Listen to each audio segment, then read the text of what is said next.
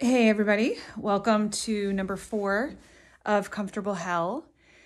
And I find that as I'm moving along here, I seem to be, rather than talking about the Comfortable Hell relationship, which I'm going to, I seem to be reverting back to situations on how I got here and stuff. And so I guess that's kind of what I want to do. And it's really whatever pops up into my head. And again, please bear with me because my eye is really bad today. A lot of like double vision and stuff. So anyway, in my last video, I talked a lot about my,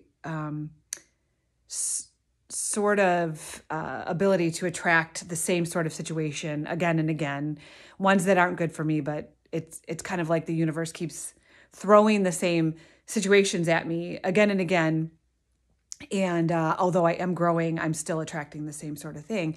But one thing that I also wanted to add, and this came to me like last week, as far as the just some sort of awakening or whatever, is that the relationships that I was in the past, it seems as though the problems in the relationship, they were always mine and they were mine to fix. So, inevitably there would be some sort of situation in the relationship and I would be going to therapy to try to fix it. The other person wouldn't. It wasn't like there was anything wrong. Well, I shouldn't say they wouldn't. Eventually they would. But it was, how can I change to better suit the needs of this person and the needs of the relationship? And this stems way back. But, when I was back when my kids were little, like I had 3 in a row, and I decided to stay at home with the kids. And knowing about me, knowing myself, knowing my astrology, my human design, all of that stuff, I really had no business being a stay-at-home mom. But I had a lot of guilt. I didn't feel that someone else should be raising my children. So I dove into being a stay-at-home mom. And I wanted to be the best, of course, at doing it.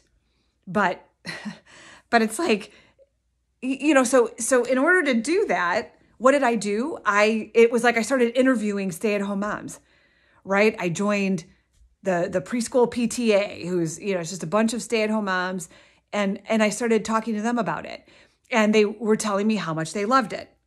So are you kidding me? Like, why was I talking to people who loved it? It was like I was trying to change their minds, right?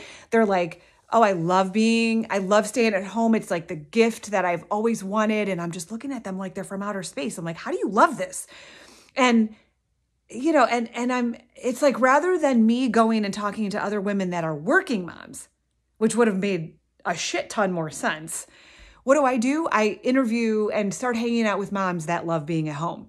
And so that made me feel worse. And here I am thinking something's wrong with me. So I'm getting therapy on how to deal with being a stay-at-home mom. How can I love it? What else can I do? I feel like I'm screaming inside my brain.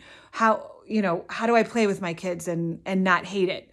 And I love my kids. I loved them then. I love them now. It's like, but I wasn't made to be a stay-at-home mom. But I couldn't, no, to be worthy, I have to be a stay-at-home mom. I have to love it and I have to be good at it.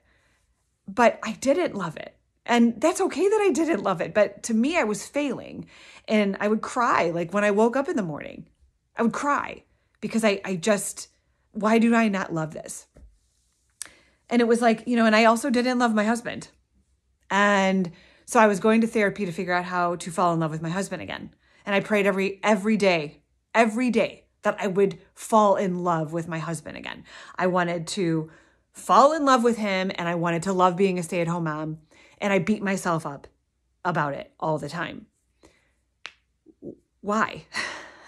Why couldn't I just look at myself and go, it's just not for you. So why don't you, go get a job and, get some couples therapy, and if it's not for you, you have to leave. And how is that not okay? And I don't know. But these are the things that I did with myself, and it's like, and then flash forward to my next relationship, and it's like, where there was a shit ton of sexual abuse.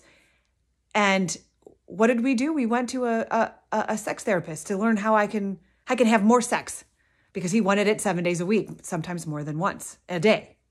So how can I change myself to want sex 7 days a week?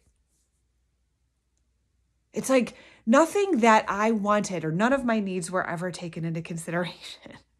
It was like I didn't have any. What I wanted and what I needed, and and me being myself was not an option. It didn't matter. So I would just, every single relationship, it was like this person and what they want and their needs and everything was first.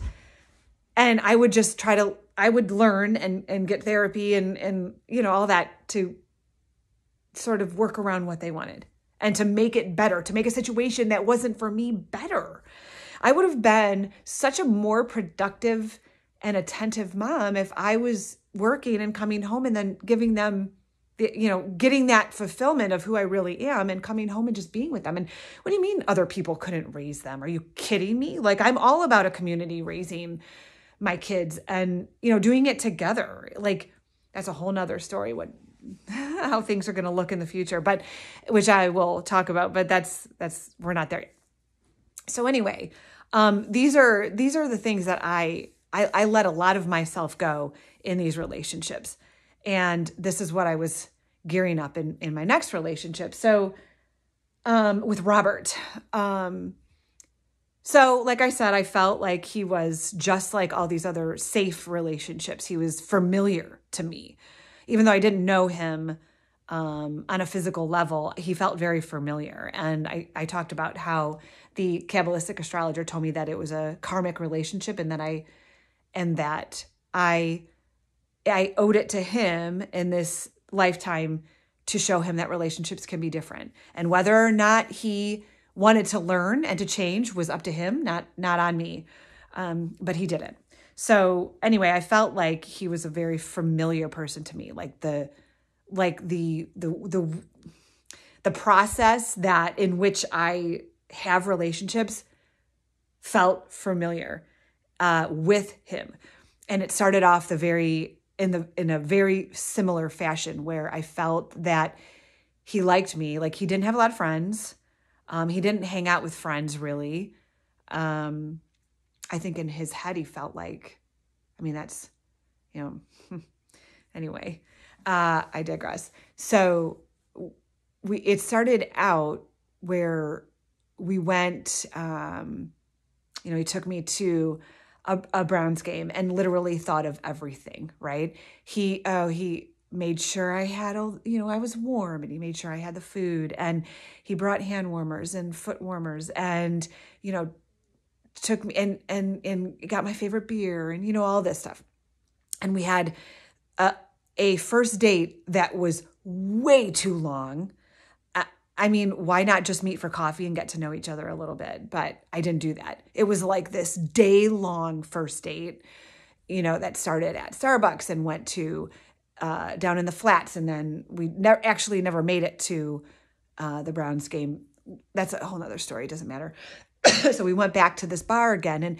And it was like way too long for a first date. And I was already sort of feeling comfortable. Like, he was like this person who we had a good conversation, and wow, he's just doing everything for me. He's thinking of everything. He's saying all the right things. And I'm like, oh my God, this is just perfect.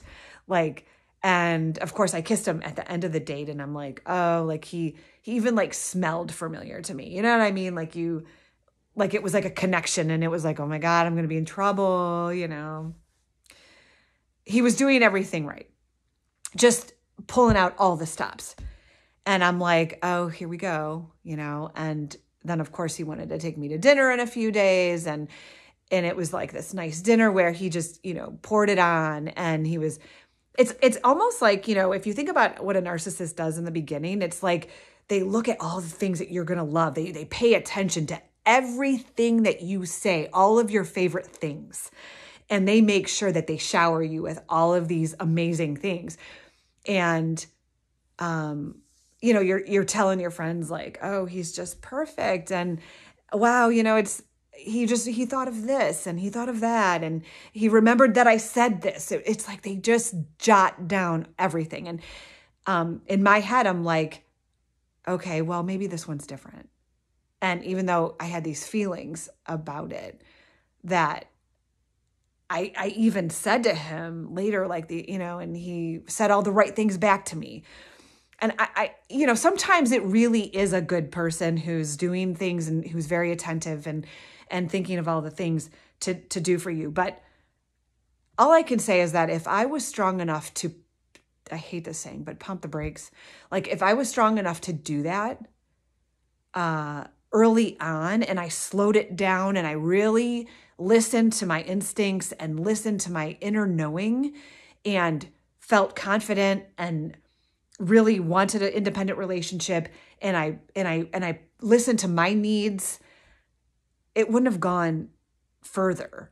And if I would have talked to my friends about all of this, at one point in time in this relationship, in the very beginning, it got so close that he told me, every time I breathe, I want to breathe in the air you're exhaling. And I swear to God, that's probably what he did in the entire relationship. It's like, I told one of my best friends that, and she goes, and she's a real woo-woo kind of person too, like she's out there and whatnot. And I remember she goes, okay, that's kind of weird. And she is okay with weird. And she said this was weird. She goes, but okay, we'll try to roll with it a little bit, He wanted to breathe in the air that I was exhaling.